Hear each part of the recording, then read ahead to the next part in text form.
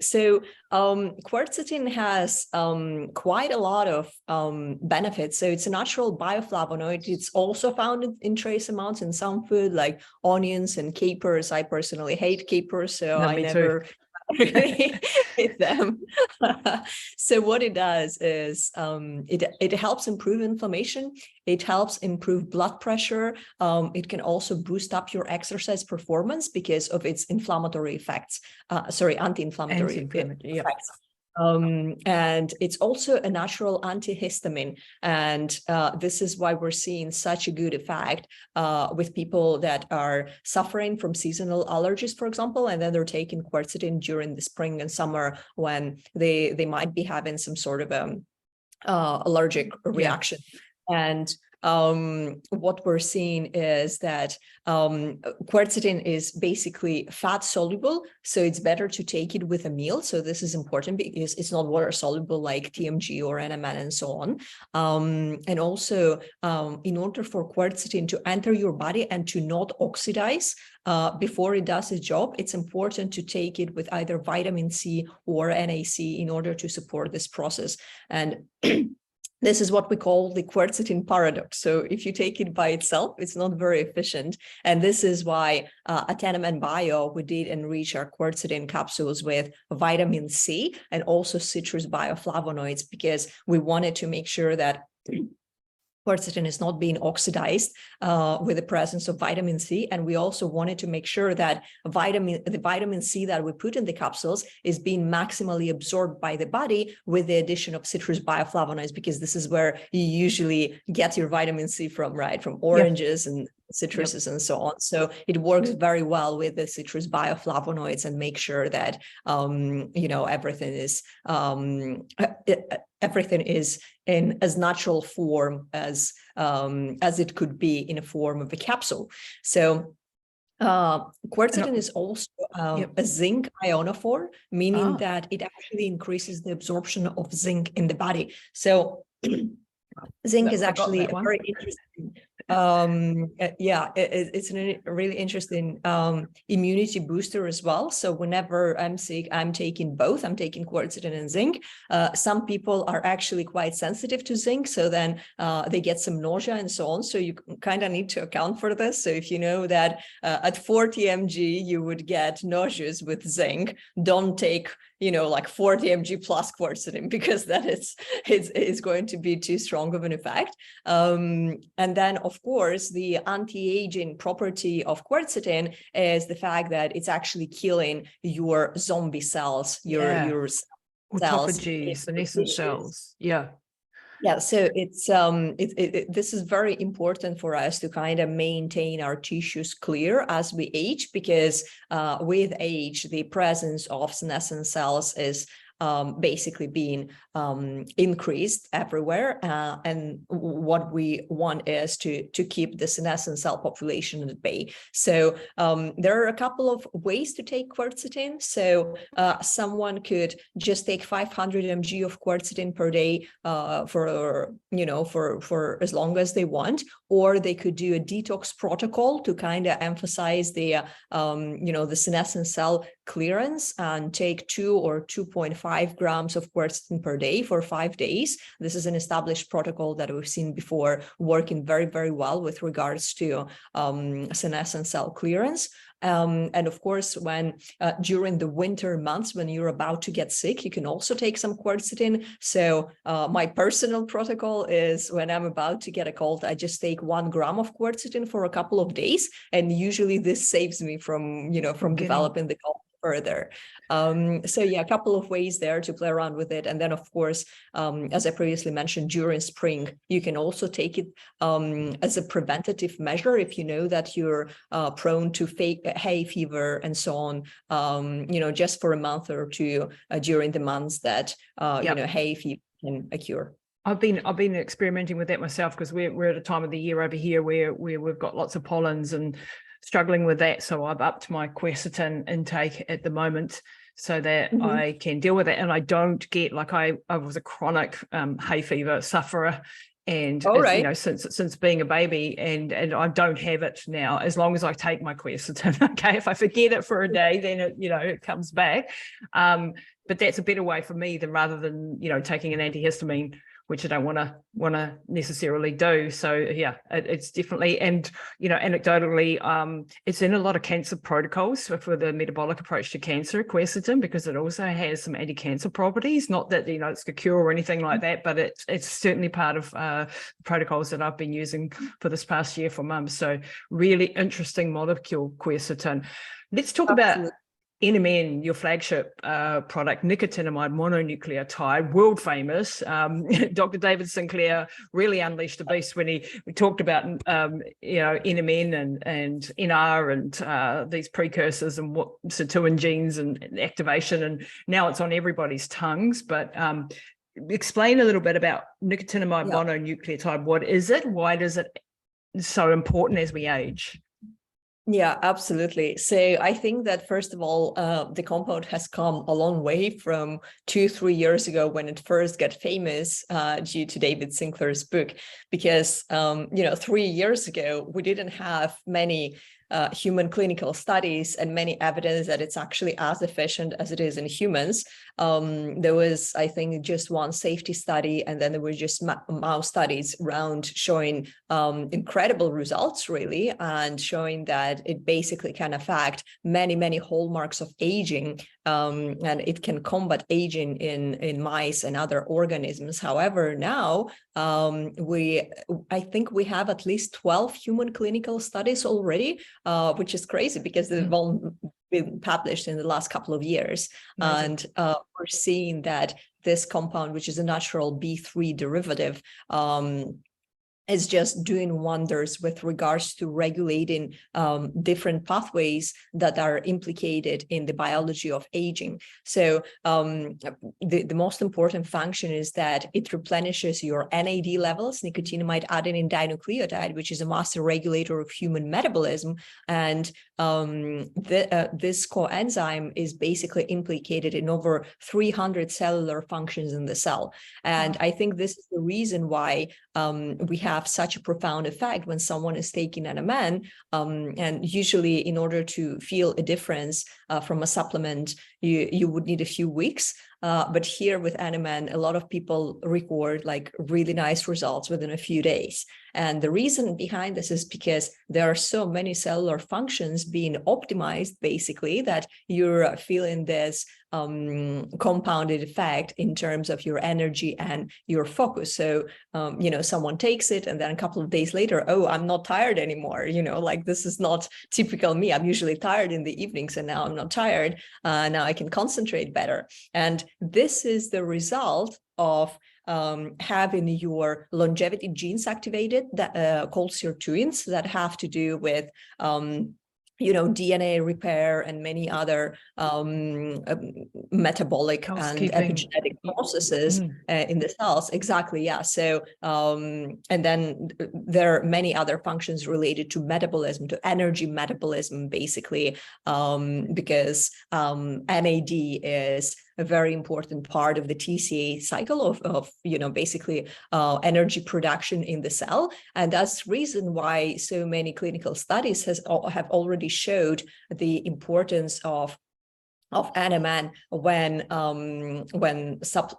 athletes are supplementing with it. So we've seen different kinds of studies, so from amateur runners to you know, older men, for example, and we're seeing that in this kinds of populations of healthy individuals, we do have you know, slowing down of the age-related muscle loss in elderly men. We also are seeing increase in peak performance in athletes and increase in VO2 max. And VO2 max is a very important indicator of health, in my opinion, because it's a very complex indicator. So what it is basically the amount of oxygen that can go through your tissues when you're exercising. And you basically are said to be reaching out your VO2 max when you start running out of breath, when you're exercising, when you're doing cardio. So the reason why this indicator is important is because in order for it to improve and to go up, there are multiple things that need to be right in your body.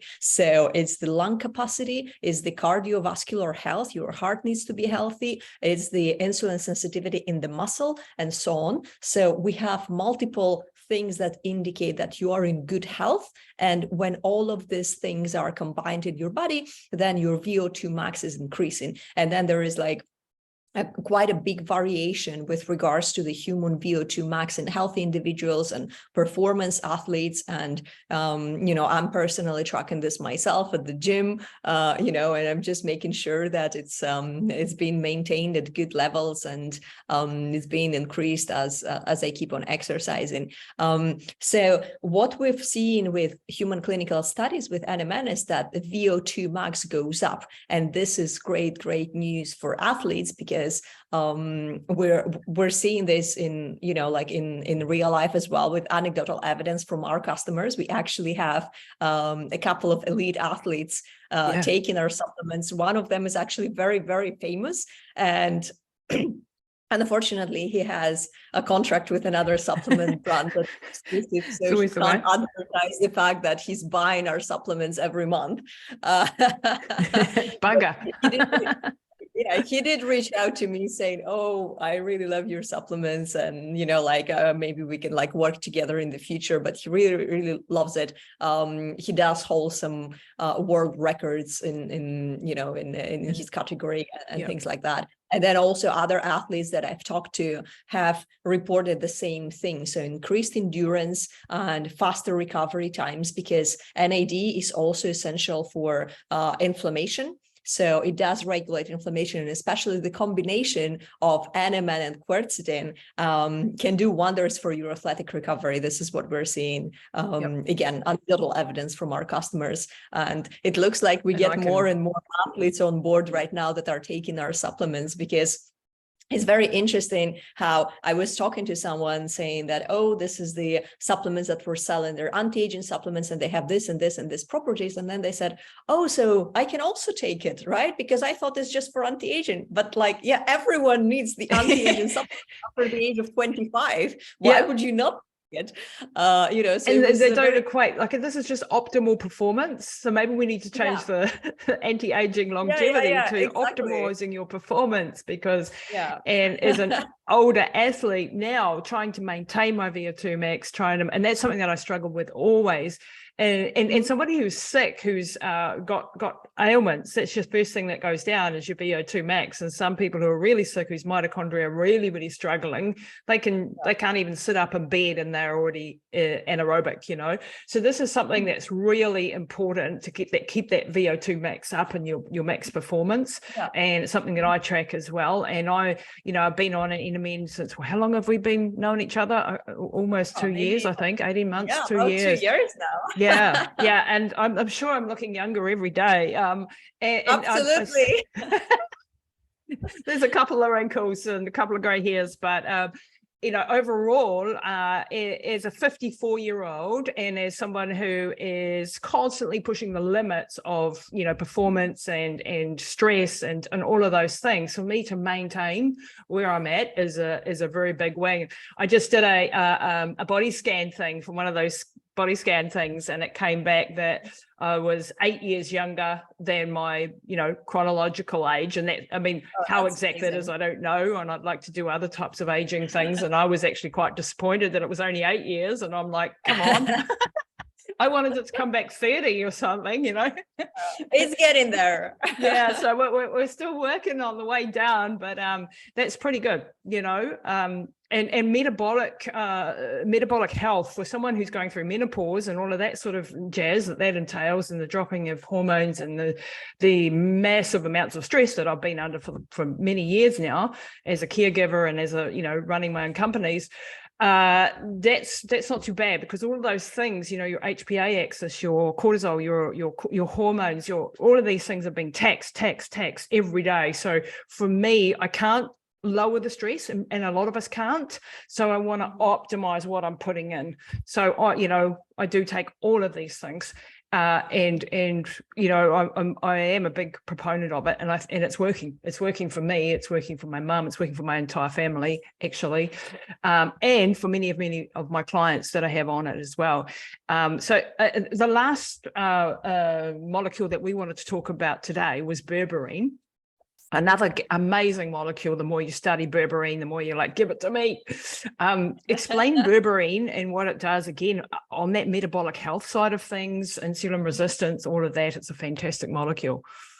Yeah, absolutely. So I think after NMN, berberine is like my second favorite compound as well for anti-aging and for overall health, because we now again understand that metabolic health is so important that if it does decline, everything else will start declining in the body as well. So it all comes back to kind of, you know, the insulin resistance that we previously mentioned and so on, because you can't be healthy if you have insulin resistance, right? So what berberine does, it basically, it's stopping glucose oxidation in the mitochondria while stimulating glycolysis and increasing glucose metabolism. So it helps with weight loss, it lowers cholesterol, it reduces the risk of heart disease, and has antidepressant properties, and it's an antioxidant as well. And just as quercetin and TMG, it's actually not a new compound, not like NMN.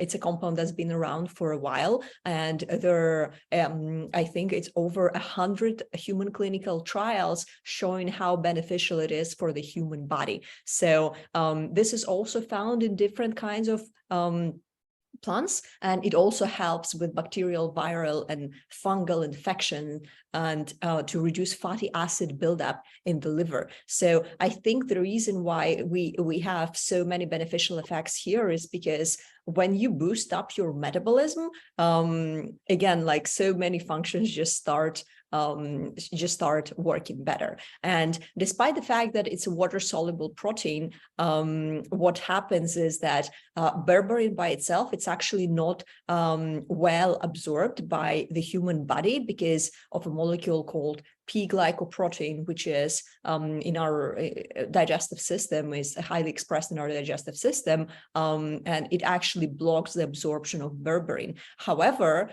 that's the reason why we put milk thistle in the NMN Bio berberine mix, because milk thistle does block the glycoprotein, and then your berberine absorption basically skyrockets and becomes something like more than like 20x highly absorbable. So it doesn't make any sense to take the berberine without the milk thistle. And milk thistle is also good for your liver. So both of these compounds will help with weight loss. They will help with your metabolic health. And especially if you're someone that is consuming carbohydrates, this is definitely a molecule that you want to take in order to prevent insulin resistance and you know, basically regulate your blood sugar spikes a bit better after meals. And what you can do is you can either take it after each meal during the day if you're consuming carbohydrates with each meal, or you can take it at the end of your day. And what it also does, it activates autophagy, which is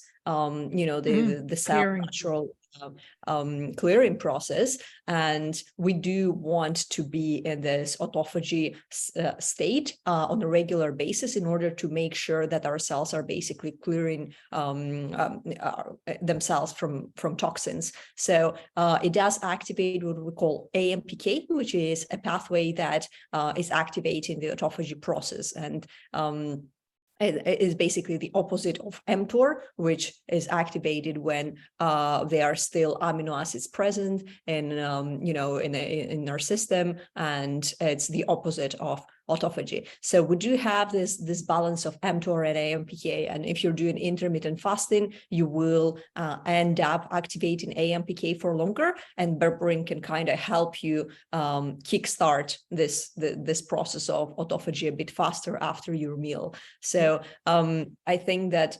in order to make sure that your body is primed for longevity, is optimized for longevity, like you can't do it without it, basically. Even if you're low on carbohydrates, I think that berberine is a wonderful compound to take. It has hardly any side effects. So for example, metformin, which is a type 2 diabetes drug, and has a similar function with berberine, has been shown to be having all sorts of side effects that can include indigestion and problems with, stomach problems and things like that. And we don't see this with berberine, not if a healthy person takes it. Of course, if you have a stomach ulcer, you would want to be a bit careful. You would take it with food, maybe start with a small dosage and so on. But if you have a healthy digestive system, you just take it whenever it's needed. And, chances are that you won't be having any of those nasty side effects. Yeah. So I think that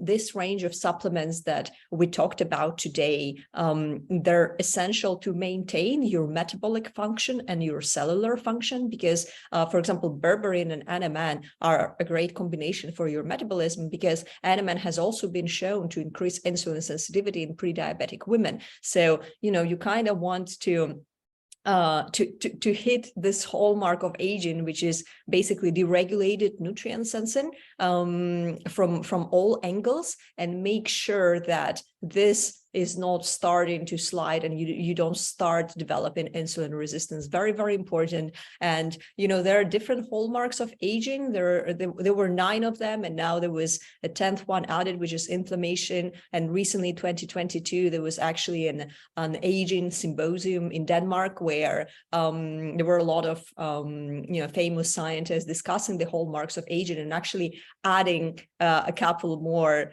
hallmarks of aging to the whole process. And what we're seeing is that, to me, there is no official distinction in what are the primary causes of aging, or the primary hallmarks and the secondary hallmarks. But if I had to guess and to categorize it myself, like the deregulated nutrient sensing would definitely be the primary driver of aging, right? Oh. So I think this whole metabolic, discussion is just so important for people to understand that whole metabolic piece. When you start to get that middle-age spread, that abdominal visceral fat, that's when things are going south. You don't even need a blood test to see that. You just need to look down. Exactly. Are you the same size around the waist that you were when you were a 20-year-old? If you're not, you've got some metabolic dysfunction going on, and people think that this is normal, and therefore, because it's common, common doesn't mean normal, and normal is not what we're aiming for here. We don't want that slide down. That's what, when they did that scan this time, came back with really, really low abdominal fat. And I was like, yay, there was a little bit of fat on my bum. Oh no, terrible. But actually, girls are meant to have a little bit of fat on their bum, right? That's not damaging to my metabolism, and it was still low and normal, but that's not damaging to my metabolism. What is damaging is when it's around the organs, when it's around the middle. So if you are noticing that either your bum's getting smaller and your waist is getting wider, if you're a lady, or guys, if you're getting that, beer belly or that protruding gut, and even you can be caught out. If you're a big person, you may still look flat, and you may still have abdominal fat mass. So really take account, are you the same size as you were when you were 20, around the middle? That's a really good marker, I think. Yeah, absolutely. And actually, visceral fat and its accumulation, it's one of the first signs that you're developing insulin resistance. And the reason why you start accumulating visceral fat around your waist in the first place is because your liver is already not functioning properly, and it is actually already storing some fat. And it's basically full of fat that is not being metabolized. And usually the reason it's not being metabolized is because you're consuming carbohydrates. So your body, it's actually getting the command that, look, there is glucose around. We'll just be, metabolizing the glucose, and we don't need to digest the fat that is accumulating. So when the liver is basically full of this fat deposits, then this is when you start developing the visceral fat around your waist. But now, like, it's already, you know, like, this is already an alarm bell. Like, everything is already starting to decline with regards to how your metabolism works. Although if you are very conscious about your nutrition and your supplements, like, it's still fixable, right? It's not a death sentence. Absolutely. However, it already signifies that some of your bodily processes are not working as well as they should. Yeah, and we need to be attacking things on every front. So, you know, like your exercise, obviously your sleep optimization, all of those foundationals, we're not saying they're not part of this. It's the most crucial part. But then adding in the right supplements that can help you, because you may not be seeing the results without them, and then just taking that next level. Elena, you've been absolutely wonderful. Dr. Elena Seranova, molecular biologist, founder of NMN Bio. Thank you so much for your time today, for sharing your incredible wisdom. I learn something every time I speak to you, so it's a real privilege. Thanks so much for being here. Thank you.